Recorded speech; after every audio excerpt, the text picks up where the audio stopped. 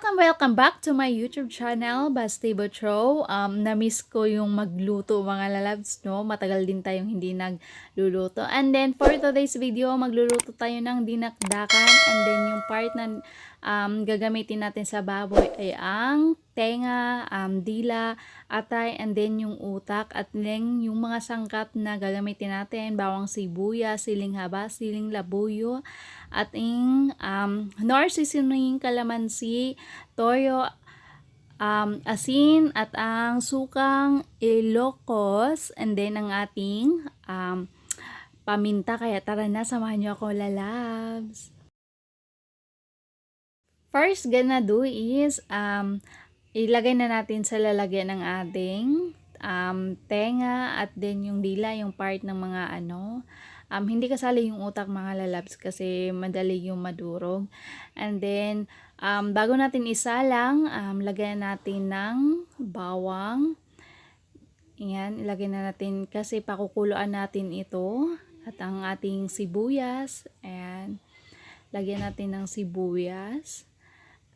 And then, ang ating paminta, ayan, lagyan na din natin ng paminta. And then, yung ating asin. Ayan, lagyan na natin asin para malagay na natin din yung ating tubig. Lagyan na din natin siya ng tubig.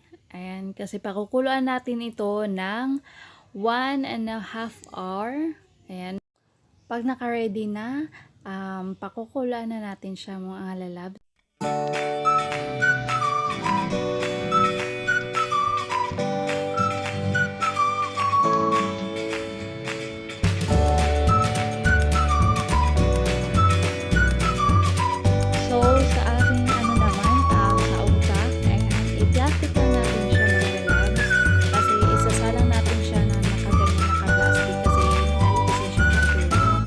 And then, pag okay na ang ating pinagkukuluan na, then nanguin na natin siya sa isang, ilipat natin siya sa side natin sa kawali. Kunin na natin yung ating pinagkukuluan na. And then, pag okay na, pag nakuha na ang ating pinagkukuluan, ay asalan na natin ang ating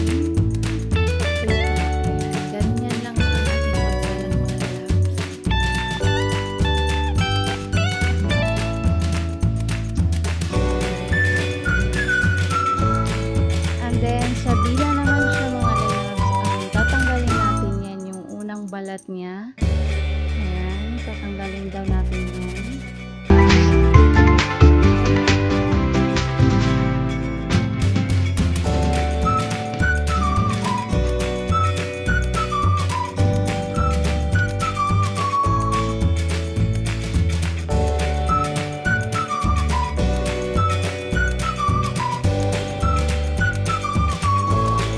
Pag natanggal na yung balat ng sa dila mga lalabs, lagyan na natin ng soy sauce and imamamarinate natin siya mga lalabs.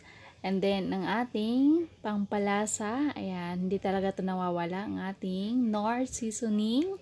Yan, lagyan na natin to kasi pangdagdag sarap din to sa ating mga recipe na lulutuin, kaya hindi ito nawawala sa kusina. And then, i-mix well lang natin. At ang ating atay pala, ayan, i-marinate din natin ang atay. Hindi siya kasali mga lalabs sa pinagkukuluan na lalabs ha, yung ating atay. And then, i-mix lang natin siya. And then, i-marinate lang natin siya mga lalabs ng 10 to 15 minutes. Pag okay na ang ating grilling, ayan, isalang na natin sila mga lalabs. And then pag kumulo, yung sinalang nating utak kanina, hanguin na natin siya.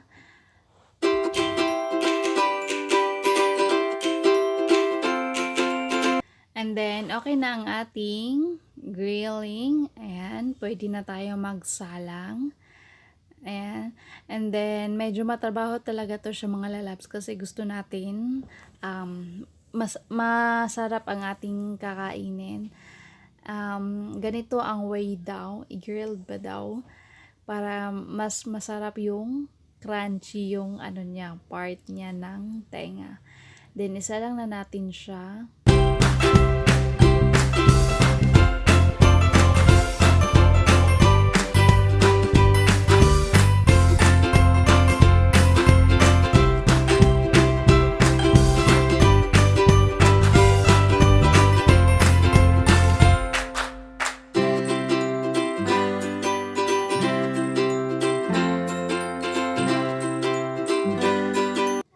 And then, pag okay na, pag natapos na pag-grilled, ayan, pwede na natin tong hiwa-hiwain. Nasa sa inyo kung anong gusto nyong hiwa. Ayan, hiwain lang natin to.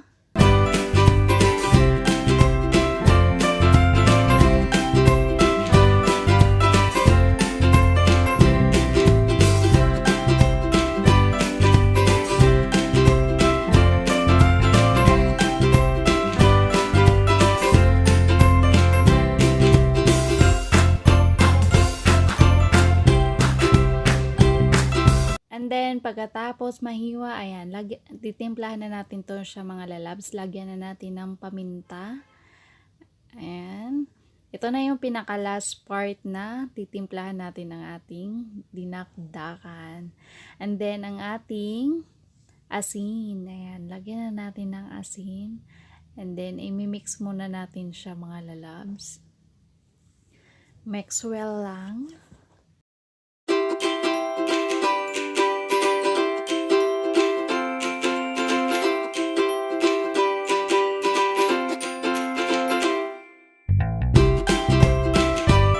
And then, pag okay na, lagyan na din natin ng ating kalamansi. Yung kalamansi natin, piniga lang natin siya mga lalabs.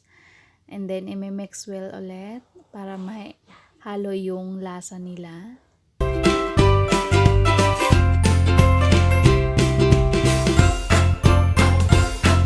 And then, next natin ilagay ay ang ating sukang Ilocos. And lagyan na natin dyan mga lalabs. Kunting-kunti lang. And then, i-mix well natin ulit. And then, ilagay na natin ang ating pinagkukuluan kaninang utak. Ayan. Pinag-plastic lang natin siya. Nilagay natin siya sa plastic mga lalabs kasi ano kasi siya, malambot, madaling masira. Kaya pina-plastic na namin siya habang pakuluan. Ayan. And then, i-mix well lang natin siya mga lalabs hanggang sa madurog yung ating utak. And then, ilagyan na natin ng siling labuyo at ang siling haba. Ayan. I-mix well lang natin. Perfect to sa mga gusto dyang mga pulutan. Ayan. Yun nga lang, matrabaho siya pero worth it naman. Masarap naman siya at the end. So, mahilig pulutan dyan. Ayan, shout out sa inyo. Para sa inyo to.